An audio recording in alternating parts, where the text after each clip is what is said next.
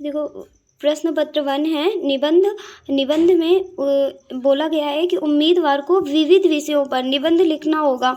उनसे अपेक्षा की जाएगी कि वे निबंध के विषय पर ही केंद्रित रहें तथा अपने विचारों को सुनियोजित रूप से व्यक्त करें और संक्षेप में लिखें। प्रभावी और सटीक अभिव्यक्ति के लिए अंक प्रदान किए जाएंगे।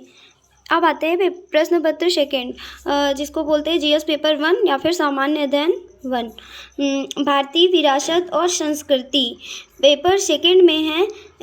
प्रश्न पत्र सेकेंड है जो, तो उसमें उसका जीएस पेपर 1 है। उसमें बोला गया है कि भारतीय विरासत और संस्कृति, विश्व का इतिहास एवं भूगोल और समाज, इतने टॉपिक इसमें कवर होते हैं। मतलब भारतीय विरासत और संस्कृति ये हिस्ट्री और आर्ट एंड कल्चर दोनों में आ जाएगा, और ये विश्व का इतिहास भी है इसी में, एवं भूगोल और समाज मतलब कि जियोग्राफी और सोसाइटी इसी में आते हैं पेपर फर्स्ट में हमारे। तो देखते हैं सबसे पहले क्या है। पॉइंट नंबर फर्स्ट है भारतीय संस्कृति प्राचीन काल से आधुनिक काल तक के कला के रूप, साहित्य और वास्तुकला के मुख्य पहलू शामिल होंगे। ये आर्ट एंड कल्चर का पार्ट है जो कि नितिन सिंघानिया बुक से कवर हो सकता है। अगर आपके पास विजन आईएएस के नोट्स हैं या आपके पास और कोई अन्य सोर्स है, पीडब्ल्यू ओनली आईएएस का भी है, तो वो भी चल जाएगा, मिल जाएगा। आपको ये टॉपिक सर्च करने हैं और इसी के बिहाफ पे नोट्स बनाने हैं। कौन से टॉपिक होंगे? तो भारतीय संस्कृति में प्राचीन काल से, मतलब प्राचीन काल से आधुनिक काल तक के कला के रूप, साहित्य और वास्तुकला के मुख्य पहलू शामिल होंगे। जैसे कि आपको पता ही होगा कि पीटी में साहित्य से बहुत सारे क्वेश्चन पूछे जाते हैं। और देखते हैं पॉइंट नंबर 2, ये है 18वीं सदी के लगभग मध्य से लेकर वर्तमान समय तक का आधुनिक भारतीय इतिहास, महत्वपूर्ण घटनाएं, व्यक्तित्व और विषय। तो 18वीं सदी से मतलब जो आधुनिक भारतीय इतिहास के महत्वपूर्ण घटनाएं हुई हैं वो, और व्यक्तित्व, इसमें मतलब कौन कौन से लोग थे जो फ्रीडम वॉरियर्स थे उनके, नहीं ये तो नीचे वाले में, तो जो मतलब व्यक्तित्व थे उनके और विषय क्या था उनका, इसके बारे में इसमें पूछा जाएगा, जो कि स्पेक्ट्रम से कवर हो सकता है। स्वतंत्रता संग्राम थर्ड पॉइंट है। तो इसमें इसके विभिन्न चरण, मतलब स्वतंत्रता संग्राम के विभिन्न चरण और देश के विभिन्न भागों से इसमें अपना योगदान देने वाले महत्वपूर्ण व्यक्ति, उनका योगदान, ये हो गया। और ये देखिए स्वतंत्रता के पश्चात देश के अंदर एकीकरण और पुनर्गठन, जो ये वाला ऊपर वाला भी पॉइंट है ना, ये स्पेक्ट्रम से ही कवर हो जाएगा। और ये है ना, तो ये पोस्ट इंडिपेंडेंस इंडिया वाले पे है।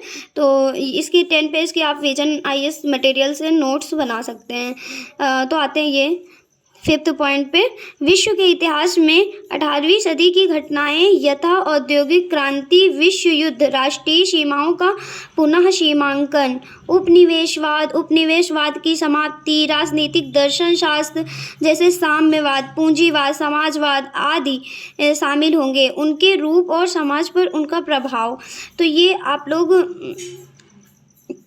इसके लिए ये इकोनॉमी में भी कवर होता है और आपको उससे भी मिल जाएगा। विश्व के इतिहास मतलब किसी के भी आप नोट्स पढ़ सकते हो, पीडब्ल्यू ओनली आईएएस के पढ़ लीजिएगा, उसमें भी आपको ये मिल जाएगा। वैसे ज़्यादा बड़ा टॉपिक नहीं है, इससे ज़्यादा क्वेश्चन भी नहीं पूछे जाते हैं। तो ये देखते हैं भारतीय समाज की मुख्य विशेषताएं, भारत की विविधता, तो ये हमारा सोसाइटी में आ जाएगा। तो ये देखो मैंने लिखा है ना, विजन के नोट्स या फिर एनसीईआरटी, सोसाइटी की जो नोट्स हैं उससे कवर हो जाएगा। और ये देखो सबसे ज़्यादा इंपॉर्टेंट टॉपिक है महिलाओं की भूमिका और महिला संगठन, जनसंख्या एवं संबद्ध मुद्दे, गरीबी और विकासात्मक मुद्दे, शहरीकरण, उनकी समस्याएं और उनके रक्षोपाय। तो ये बहुत मोस्ट इस टाइम पे बहुत ज़्यादा इम्पॉर्टेंट है। ये देखिए नेक्स्ट, भारतीय समाज पर भूमंडलीकरण का प्रभाव, तो ये आपको करंट अफेयर और सोसाइटी के नोट्स से कवर हो जाएगा। आप देखिए नेक्स्ट, सामाजिक सशक्तिकरण, संप्रदायवाद, क्षेत्रवाद और धर्मनिरपेक्षता, ये भी इसी का है, सोसाइटी। देखो मैंने लिख रखा है, ये जैसे ये 4 पॉइंट है ना, ये सोसाइटी से हमारे हैं, और ये इधर के ये 4 पॉइंट उससे हैं, आधुनिक हिस्ट्री, मतलब कि आप बोल सकते हो मॉडर्न हिस्ट्री से। और ये तो आपको बता ही दिया कि आर्ट एंड कल्चर से है, प्राचीन इतिहास से। तो यहाँ पर आते हैं जियोग्राफी। अब जियोग्राफी में पहले पूछा है विश्व के भौतिक भूगोल की मुख्य विशेषताएं, ठीक है। फिर उसके बाद है विश्व भर के मुख्य प्राकृतिक संसाधनों का वितरण। देखो यहाँ दे दिया प्राकृतिक संसाधन, जो कि आपको जियोग्राफी की एनसीईआरटी बुक में मिल जाएगा, और 8 की बुक में बहुत ज़्यादा है, मतलब आप उसी से पढ़ सकते हैं, 8 और 11th शायद। तो देखिए, दक्षिण एशिया और भारतीय उपमहाद्वीप को शामिल करते हुए विश्व भारत सहित के विभिन्न भागों में प्राथमिक, द्वितीयक और तृतीयक क्षेत्र के उद्योगों को स्थापित करने के लिए जिम्मेदार कारक, ठीक है।